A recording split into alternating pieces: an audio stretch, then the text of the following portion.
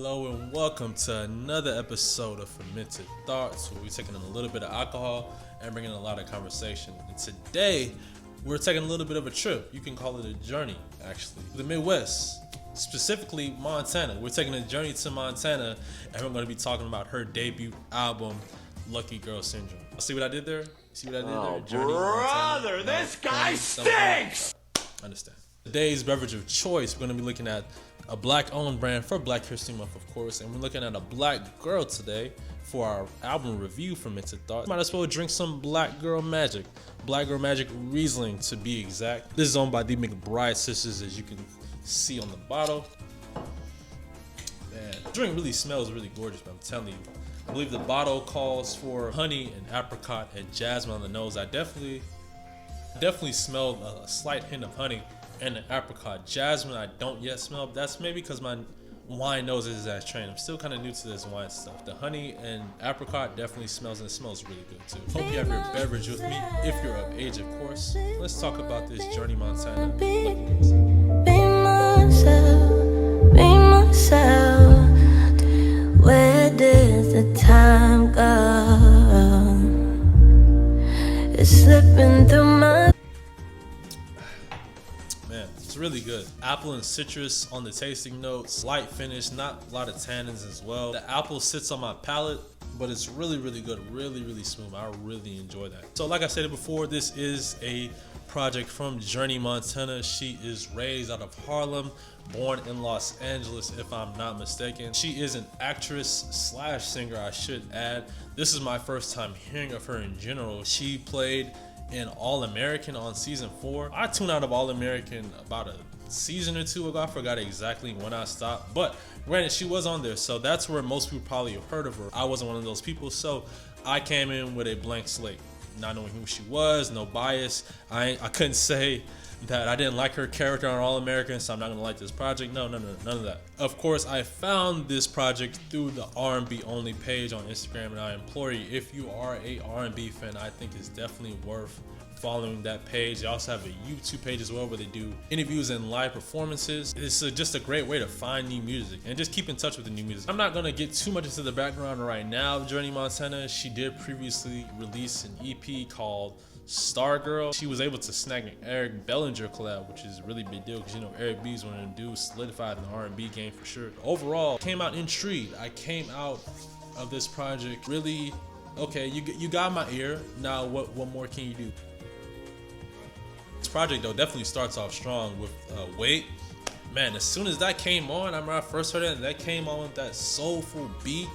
I should have looked at the production credits. I'll put it in the video who produced that song, but that caught my ear immediately. I was like, whoa. And then the way she was flowing, but like the lyrics were a little bit aggressive, but it was like she sounded like smooth with it. I read a couple interviews and watched a couple interviews as well, that Jhené Aiko was one of her influences. Is that definitely kind of a Jhené Aiko thing, where it's like her voice is so soft and smooth, but the lyrics is really like some really aggressive type of thing. But I think it works really well for this. She sounded great on Wait. That was definitely a wonderful way to start off the project. And then that follows that with the song Journey, which is a more appropriate fitting introductory song that's kind of introducing her to the world and kind of preparing you to who you're about to listen to with this project. Saying her name is Journey, also saying she has a little bit of daddy issues, so a little bit of perspective there. She didn't get too deep into it, but overall just an introduction to who she is. I actually think it's kind of clever, now that I think about it now, that she started the project off with Wait and not Journey. In an interview, she stated that Wait was actually the last song she completed for this project. And I think if she would have started it off with Journey, I don't think the production, the feel of that is introduction, like first track worthy, in my opinion, if that makes sense. I definitely like that Wait is first. We're gonna set the tone here, and this is the type of music I can make. This is where we're going. And then before I get too further, hey, by the way, my name is Journey. This is who I am. Now let's get into it. The title track, Lucky Girl Syndrome, I also thought was pretty cool. Like kind of the irony and the play on the actual Lucky Girl, because in the song she's saying like, hey, like things come easy, you know, I got good timing as well, but this some of this stuff is really, you know, easy for me. So it's like I'm lucky, but also, what is the phrase they say? Luck is preparation meets opportunity, right? So it's kind of a play on that, you know, definition. Vertigo I thought was another good song as well. more introspective. She was speaking how kind of like the seasons change. She's growing colder, she's changing, kind of wishes she could be herself. So I really like the introspective lyrics on that as well. With the introspective lyrics in that song, and then the production as well, really, really smooth on there. And the production allows for that introspective picture to be painted in this song. So really like that. Going on to probably a song that I think would be like the traditional single of this project, besides the end track Always Knew, which sounds like something I would hear in Target, not on like an R&B station. It gives me really Coco Jones vibes with more of a slower type of intimate feel, more lovey-dovey lyrics. Overall, I thought that song was pretty good. I definitely do prefer like Wait and The Vertigo. My overall thoughts on this project, obviously you can tell I didn't spend too much time on it. It is 10 tracks, 28 minutes. And I definitely think it's worth the listen. I think you'll be able to find at least 1 or 2 tracks to be able to take away from it. I think Wait definitely is a song that you'll be able to take away from this project for sure. So like I said earlier, I'm really intrigued on Journey Montana, right? She has my attention. I wasn't blown away by anything, right? But at the same time, wasn't disappointed because I had nothing to be disappointed to. There was no expectations. Man, I'm coming in with a blank slate. Going forward, I really want to see her vocal abilities showcased a little more. When I was reading and doing interviews for this review, I saw that she repeatedly said one of her main influences for music was Etta James, and Etta James is a name you don't really hear a lot as far as modern R&B artists when they talk about influences and stuff, especially at her age too. I think she's not even 23, 24.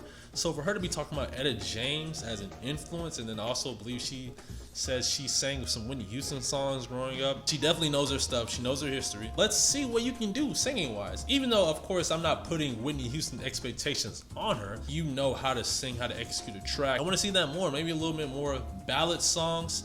I also read that she can play the piano by ear, and I think that would be really dope if she incorporated the piano a little more in her next project or going forward. I think her voice could really mesh well with that. Just got to get in the studio with the right people, with the right complementary instruments and sounds, and I think be able to really churn out something good. In addition, one of the things that kind of stood out to me when reading about her is that she also had an influence in the church. And one of the things that I've seen consistently from older R&B heads that talk about how R&B today is in like the 90s and whatnot, which is another topic in itself I won't get into. I always say how a lot of the modern R&B artists, they weren't raised in the church. You go back to the Whitney Houstons or the Arethas, Fantasia even. They grew up singing in the church. Their sound, their vocals, they were all fostered in the church environment. That's why they have such a soulful, heartful feel. Like I said, not putting those expectations on her, but let's see if your vocals can match that. Being an actress and a singer kind of puts her in a unique category as well. I think she said one of her favorite New York influences was Tiana Taylor, and we know the multi-talented person that Tiana Taylor is, right? Being an actor and a great singer. Just want to see where she goes musically and if that knowledge and inspiration can take her. Overall, definitely enjoyed this project. Wasn't, like I said, blown away, but it definitely got me curious to what Journey Montana can do next and going forward. Maybe I should go back and check out All American and start back watching that show to see what I've been missing out. What's his face? What's the guy's name from Best Man? Billy. Didn't he die, right? I remember seeing he died a while back. I have no idea. I'm following out that show a while ago. Needless to say, this project I definitely think is recommended for a listen. It's only 30 minutes. Once again, I keep repeating that because that means you can, that's an episode of Martin, y'all. What are we doing? How many episodes of Martin we watch back to back to back? So definitely check out Journey Montana's. Let's talk about it in the comments. Have you heard it? Have you heard of her before this project? Did you listen to her music before the TV show? Or do you know of her only other TV show? Let's talk about it. Let's have a conversation.